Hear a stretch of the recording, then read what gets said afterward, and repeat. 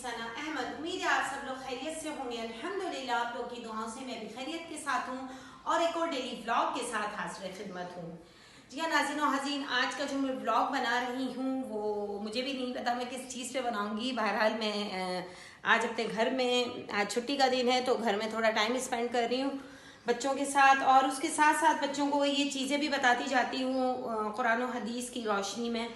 तो इंशाअल्लाह ताला देखते हैं आज हम किस मौजू पर बात करेंगे।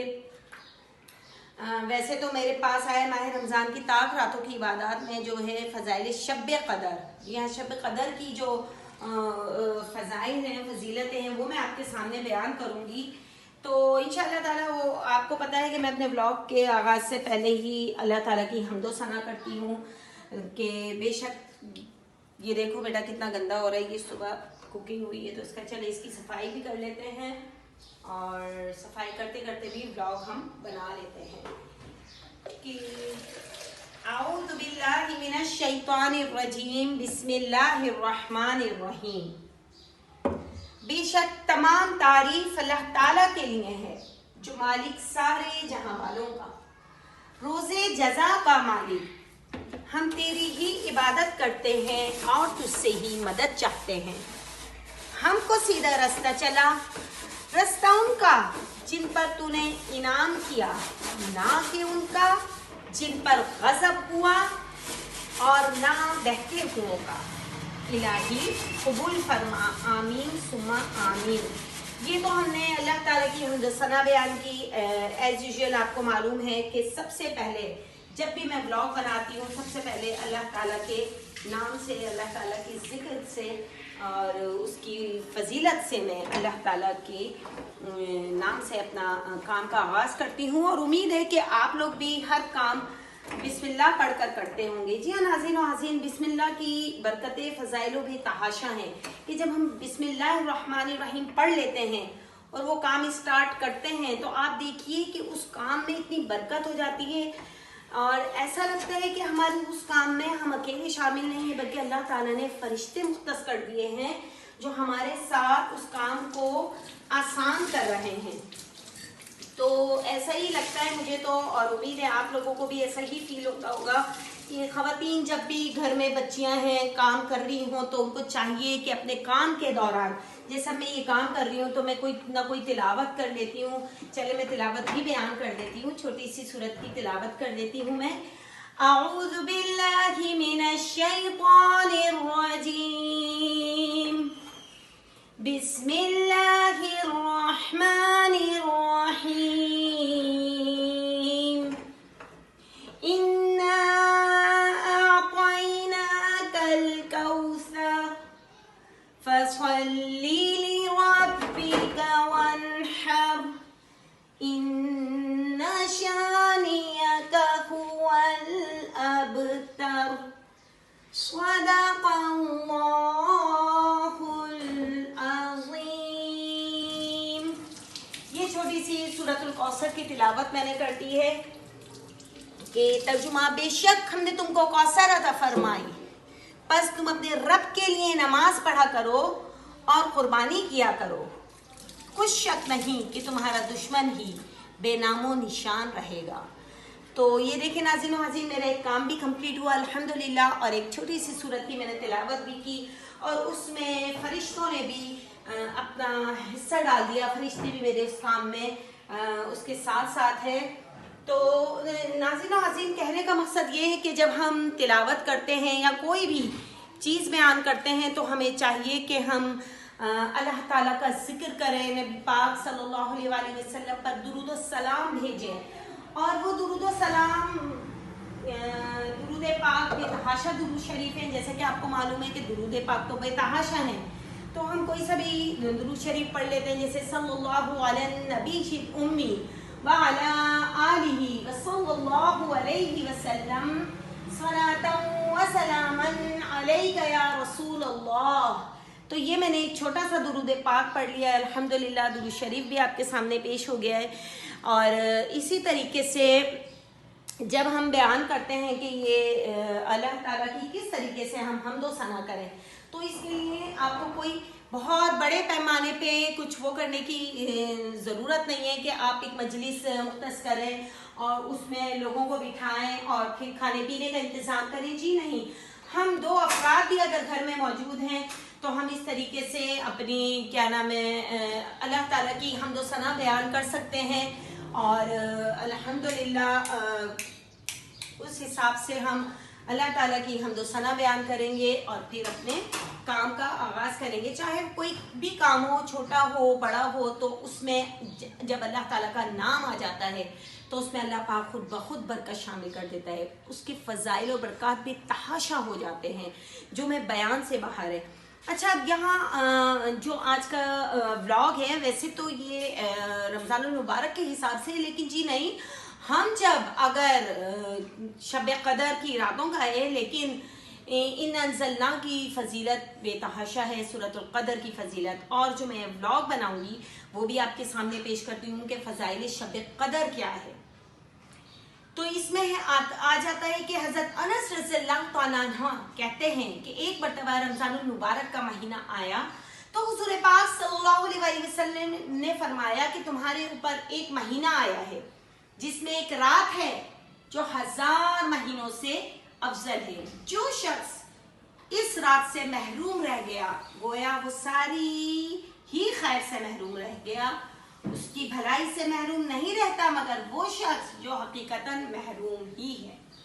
حضرت عبادہ رضی اللہ تعالیٰ عنہ کہتے ہیں کہ نبی پاک صلی اللہ علیہ وسلم ایک مرتبہ کہتے ہیں کہ نبی پاک صلی اللہ علیہ وسلم اس لیے باہر تشریف لائے تاکہ ہمیں شب قدر کی اطلاع فرما دیں, مگر 2 مسلمانوں میں جھگڑا ہو رہا تھا. حضور پاک صلی اللہ علیہ وسلم نے ارشاد فرمایا کہ میں اس لیے آیا تھا کہ تمہیں شب قدر کی خبر دوں کہ کون سی رات شب قدر کی ہے, مگر فلاں شخصوں میں جھگڑا ہو رہا تھا جس کی وجہ سے ان کی تعین اٹھا لی گئی. یعنی جو اللہ تعالیٰ کی طرف سے آپ صلی اللہ علیہ وسلم کو حکم ملا تھا کہ میرے بندوں کو بتا دو کہ یہ شب قدر ہے, لیکن پھر جب وہ حضور پاک صلی اللہ علیہ وسلم اس جھگڑے کو سالو کرنے میں لگے تو اتنے میں پھر اللہ تعالیٰ نے وہ اس کی مدت جو ہے جو بھی اس کی ڈیٹ ہے وہ اٹھا لی. اور وہ کیا بعید کہ یہ اٹھا لینا اللہ کے علم میں بہتر ہے. لہٰذا اب اس رات کو 9ویں اور 7ویں اور 5ویں رات میں تلاش کرو. جی ہاں, 21, 23, 25, 27, 29 یہ 5 طاق راتیں ہیں جس میں ہمیں شب قدر کو تلاش کرنا ہے. حضرت عبادہ رضی اللہ تعالیٰ عنہ نے نبی کریم سے شب قدر کے بارے میں دریافت کیا تو آپ صلی اللہ علیہ وسلم نے ارشاد فرمایا کہ رمضان کے آخری عشرے کی طاق راتوں میں ہے 21, 23, 25, 27, 29 یا رمضان کی آخری رات میں جو شخص ایمان کے ساتھ ثواب کی نیت سے اس رات میں عبادت کرے اس کے پچھلے تمام گناہ معاف ہو جاتے ہیں. اس رات کی منجملہ اور علامتوں کے یہ ہے کہ وہ رات کھلی ہوئی چمکدار ہوتی ہے, صاف شفاف, نہ زیادہ گرم نہ زیادہ ٹھنڈی بلکہ معتدل. گویا اس میں انوار کی کثرت کی وجہ سے چاند کھلا ہوا ہے. سبحان اللہ. دیکھیں تھوڑے سینٹنس بتا دیے گئے ہیں. اس رات میں صبح تک آسمان کے ستارے شیاطین کو نہیں مارتے. نیز اس کی علامتوں میں سے یہ بھی ہے کہ اس کے بعد کی صبح کو آفتاب بغیر شعاع کے طلوع ہوتا ہے. ایسا بالکل ہموار ہے جیسا کہ 14ویں رات کا چاند. اللہ جل شانہ نے اس دن کے آفتاب کے طلوع کے وقت شیاطین کو اس کے ساتھ نکلنے سے روک دیا. بخلاف اور دنوں کے طلوع آفتاب کے وقت شیاطین کا اس جگہ ظہور ہوتا ہے. سبحان اللہ. اور شب قدر کی جو دعا ہے وہ بھی میں آپ کے سامنے پیش کر دیتی ہوں. اللہم انکا عفو کریم تحب العفو فاعف عنی یا غفور یا غفور یا غفور. اے اللہ بے شک تو معاف کرنے والا ہے اور پسند کرتا ہے معاف کرنے کو, بس معاف فرما دے مجھ کو بھی. سبحان اللہ. اور اسی طریقے سے آخری عشرے میں جو ہمیں زیادہ پڑھنا ہے وہ ہے اللہم اجرنی من النار. اللہم اجرنی من النار. اے اللہ میری حفاظت فرما دوزخ کی آگ سے.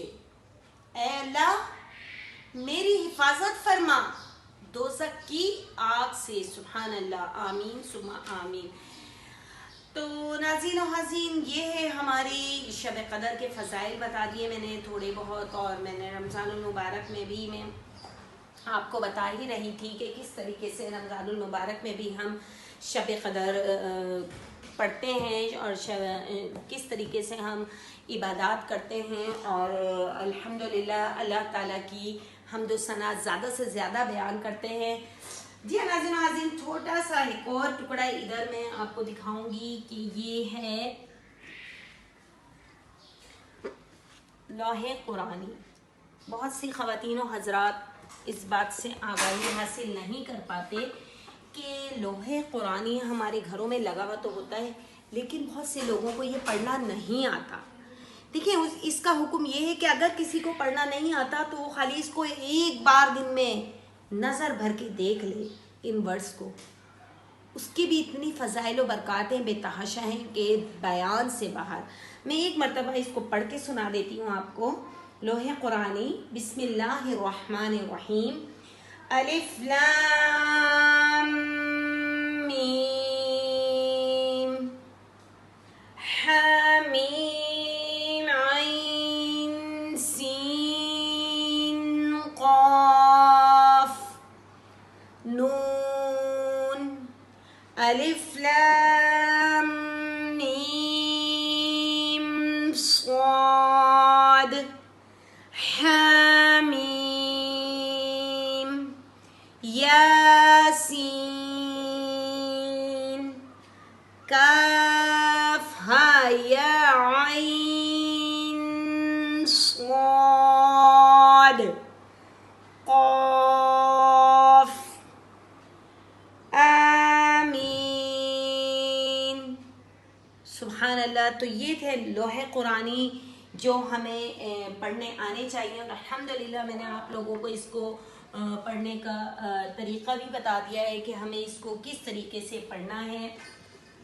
اور چونکہ یہ چھوٹا سا میرا پورشن ہے، اس میں نے اس کو رکھا ہوا ہے، الحمدللہ ہم لوگ روزانہ اس کی طرف دیکھتے نہیں ہیں، اس کو پڑھتے ہیں اور اللہ تعالیٰ سے خیر و عافیت کی دعا مانگتے ہیں، اللہ تعالیٰ سے شیطان مردود سے پناہ مانگتے ہیں۔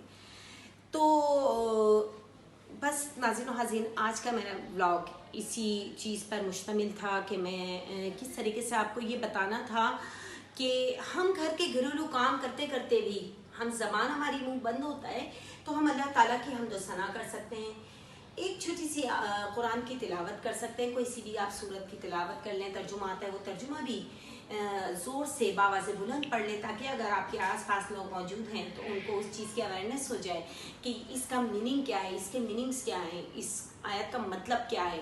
تو یہ سب چھوٹی چھوٹی سی باتیں ہوتی ہیں جو الحمدللہ ہم لوگ ہماری زندگی بہت آسانی کے ساتھ گزر سکتی ہے انشاءاللہ تعالی۔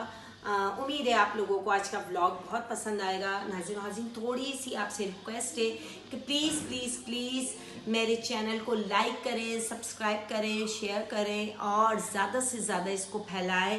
یہ ایک صدقہ جاریہ بھی ہے، جو جیسا کہ آپ کو معلوم ہے کہ قرآن کے حوالے سے میں بات کرتی ہوں، حدیث کے حوالے سے میں بات کرتی ہوں، تو پھر ہم قرآن و حدیث کے مطابق اگر ہم ان باتوں کو کریں گے تو الحمدللہ ہماری جو میسیج ہوتا ہے وہ بھی آگے کنوے ہو جائے گا، اور ہم اس طریقے سے اپنی بات کو بھی آگے پہنچا دیں گے اور اپنے مقصد میں کامیاب ہو جائیں گے۔ تو انشاءاللہ تعالیٰ کل ایک اور ڈیلی ولاگ کے ساتھ حاضر خدمت ہوں گی۔ ٹل دین اللہ حافظ اور السلام علیکم ورحمۃ اللہ وبرکاتہ۔